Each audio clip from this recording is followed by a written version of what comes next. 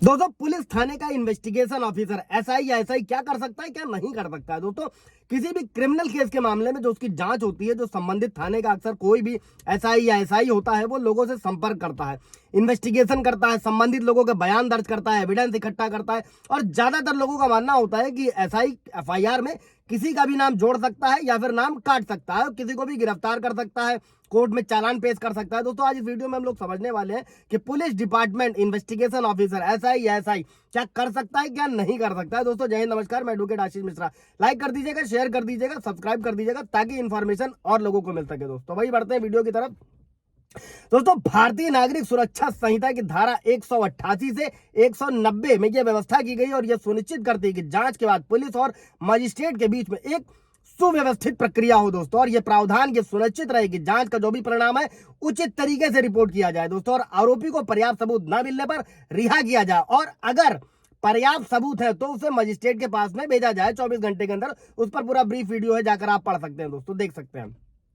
अभी दोस्तों सबूतों और गवाहों को ठीक से कोर्ट में पेश करने के लिए जो न्याय प्रणाली होती है दोस्तों उसको पारदर्शी होना चाहिए, निष्पक्ष होना चाहिए। और जिसमें धारा 188 क्या व्यवस्था करती है दोस्तों, किसी भी जांच का परिणाम रिपोर्ट करना। इस धारा के अनुसार जब कोई अधीनस्थ जो भी पुलिस अधिकारी होता है इस अध्याय के तहत, इस धारा के तहत कोई जांच करता है तो उसे जांच का जो परिणाम होता है वो पुलिस स्टेशन के प्रभारी यानी कि अधिकारी को रिपोर्ट करना जरूरी होता है। दोस्तों फॉर एग्जाम्पल मान लीजिए कि एक चोरी की घटना होती है और उसकी जांच किसी निचले स्तर के अधिकारी द्वारा की जाती है, तो जांच पूरी होने के बाद में जो अधिकारी होगा अपने निष्कर्ष जो भी कंक्लूजन होगा रिपोर्ट का वो पुलिस स्टेशन के प्रभारी को देगा, दोस्तों सौंपेगा। और अगर सबूत पर्याप्त नहीं है तो आगे की कार्रवाई नहीं हो सकती है, लेकिन अगर पर्याप्त सबूत मिलते हैं तो आरोपी को मजिस्ट्रेट के पास भेजने की प्रक्रिया शुरू हो जाती है। ऐसा ही मारपीट, घरेलू झगड़ा, घरेलू हिंसा, 498 हर मामले में इसी तरीके से कार्रवाई की जाती है। दोस्तों अब अगर पर्याप्त सबूत नहीं मिले हैं दोस्तों तो आरोपी को जैसा कि मजिस्ट्रेट के पास भेजने की प्रक्रिया शुरू होता है। अभी धारा 189 क्या कहती है,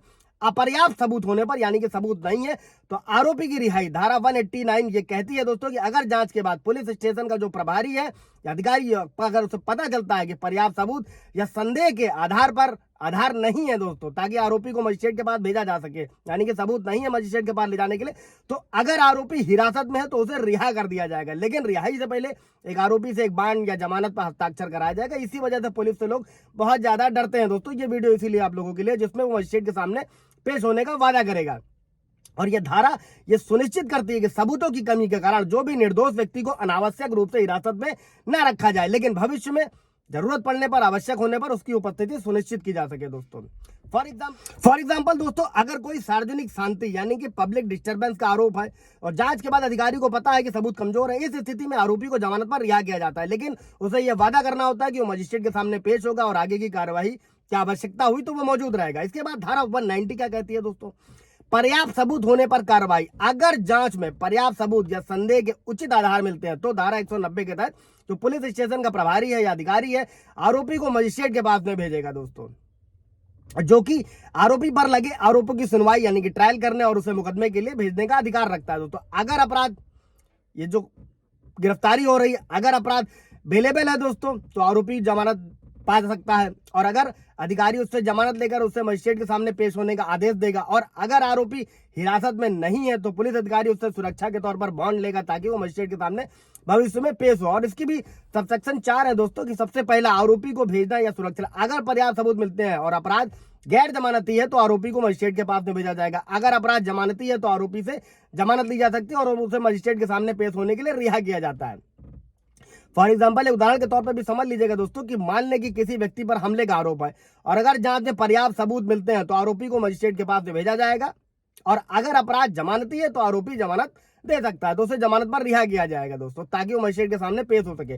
सबसेक्शन 2 क्या कहता है दोस्तों, जब आरोपी को मजिस्ट्रेट के पास भेजा जाता है तो जो जांच अधिकारी को कोई भी आवश्यक सबूत, हथियार, दस्तावेज जो भी होते हैं मजिस्ट्रेट के पास भेजना होता है। साथ ही अधिकारी उन गवाहों को भी बुलाएगा जो मामले के तथ्य और परिस्थितियों से परिचित हो सकते हैं ताकि वो मजिस्ट्रेट के सामने गवाही दे सके। दोस्तों प्रक्रिया इतनी आसान नहीं होती कि किसी को उठाया, जेल में डाला और भेज दिया, सारे चरण से गुजरना पड़ता है।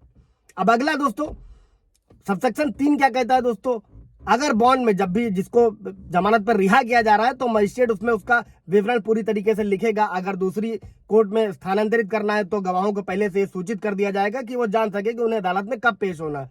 साथ में ही जो सबसेक्शन 4 है बॉन्ड की कॉपी देना। अगर आरोपी और उसके परिवार के सदस्यों ने बॉन्ड पर हस्ताक्षर किए हैं तो परिवार के सदस्य को बॉन्ड की कॉपी भी दी जाएगी। जांच अधिकारी फिर उस बॉन्ड को अपनी रिपोर्ट के साथ मजिस्ट्रेट को भेज देगा, जिसमें जांच के साथ में पूरी डिटेल लिखी होगी। दोस्तों ये 188 से 190 तक के पूरा प्रावधान है।